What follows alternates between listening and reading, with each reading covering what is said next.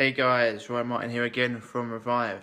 Now this is a topic that should interest a lot of people. Anyone that goes to the gym, anyone, the guys, I know that especially guys love to have a protein shake. But unfortunately, as we will get into, not all of the protein shakes are really good for your health. It's beneficial for your health is what they tell you. Now, we know there's no shortage of protein powders on the markets, but not all of them are going to give you the health benefits that they're associated with. And it's a particular problem, I think, because a lot of people nowadays, even when they're having a snack, they might think, oh, I'll have a protein shake just instead of having like an apple or something, because I want to keep my protein high, I don't want to have any carbohydrates, and it's something that people reach for really quickly rather than having as normal snacks. Now, first of all, you want to be reaching for a high quality whey concentrate rather than an isolate. The whey concentrate has really high levels of glutathione, which is the body's master detoxifier, and it's also got a phenomenal anti-aging nutrient. But this is an area where when it comes to processed foods, this is one of the areas you've got to be so careful in when it comes to picking a high quality whey protein supplement. Most whey proteins and supplements are processed using ultra pasteurized milk, and many are exposed to an acid processing system, and that heat and that processing actually damages the protein and makes it insoluble in water. And this is one of the key ways to differentiate between a poor quality protein and a high quality protein. But the manufacturers, they're not stupid, and they know this, and so these cheap proteins, what they do is they add, to make them more appealing to people, they add chemical flavours, they add detergents to restore their flavour and their solubility. They put in genetically modified soy lecithin. They also dump chemical surfactants in there, which are used in soap, like polysorbate 80. I've actually written a couple of them down here because there's so many. And along with things like maltodextrin and caseinates and hydrolyzed proteins, which are actually just MSG in disguise.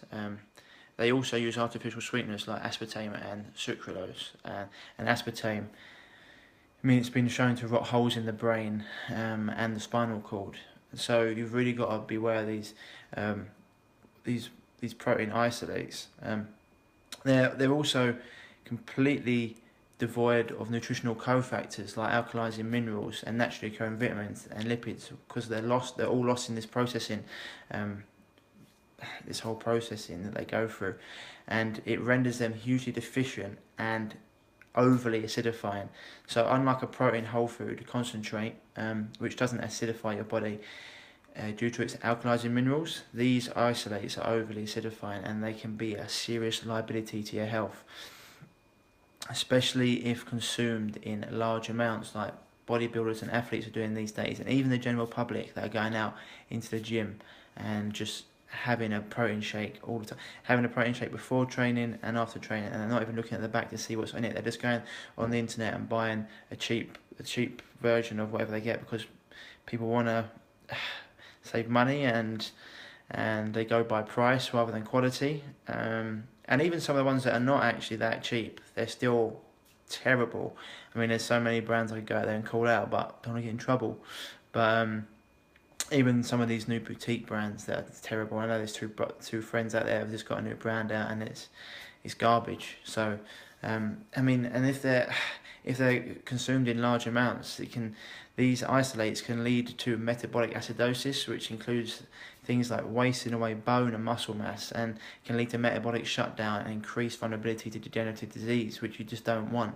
And many of these isolates are produced from acid cheese. They're actually byproducts of acid processing, which is a cheap way to separate the whey from the curd. And they're actually rated on the food scale as below pet food because of the inferior quality of the protein.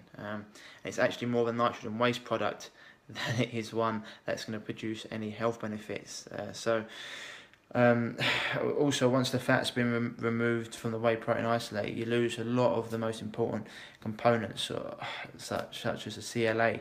Um, so it's just one of the things that you want to do. You just want to stay away from whey isolates, and you want to find a good quality whey concentrate, preferably denatured whey concentrate. There's a really good one out there. I'm going to be putting a resources page on my website at www.reviveyourself.co, a resources page, and one of them's Vital Whey. It comes from cows that are being grass-fed, hormone-free, it's raw milk, it's not heated in any way, it's got unique processing, so you're actually getting all the goodness in there. It's actually hugely detoxifying and immune boosting.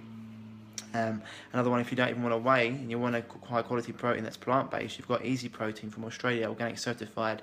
If you get the wild berry, it's just like a huge array of superfoods. It's phenomenal for your health rather than detrimental. So you really want to be going, and if you're going to be picking a whey protein, you want it to be cold processed, grass fed, minimally processed as well, made from raw milk. You want it to have a nice creamy, rich flavour, water soluble. You don't want it to be cheap and nasty. And there's so many people I've seen once they've taken this out, their skin issues have gone, their bloating's gone, they're not tired anymore. These things are meant to be, because they're looking a bit better, because they've actually changed their diet and changed their ways and they're hitting the gym, they might look a bit better and they think that the protein shake's got something to do with it, where in actual fact it's the food they're eating, the more they're training, that's making them like that, and the actual whey protein that they're having is actually causing them huge problems with their digestion, the bloating. How many bodybuilders you see these days where they might have 4% body fat, but their abdomen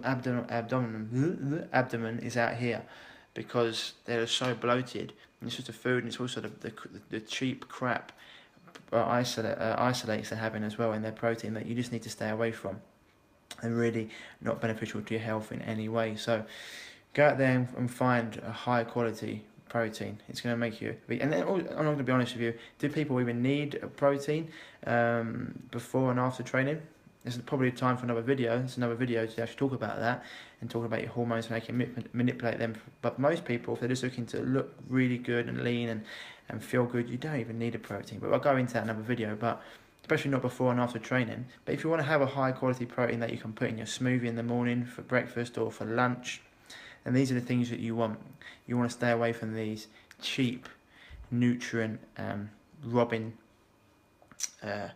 acidifying, disease promoting whey isolates. Alright guys, as always, if you want any help, if you need anything, drop me an inbox or head on over to www.reviveyourself.co/contact and give me a shout and message if you need help with anything health wise. Otherwise, hopefully this video has proved hugely beneficial to you, especially for someone who hits the gym and has a lot of rancid protein powders. Alright guys, as always, stay happy, stay healthy, and I'll speak to you soon.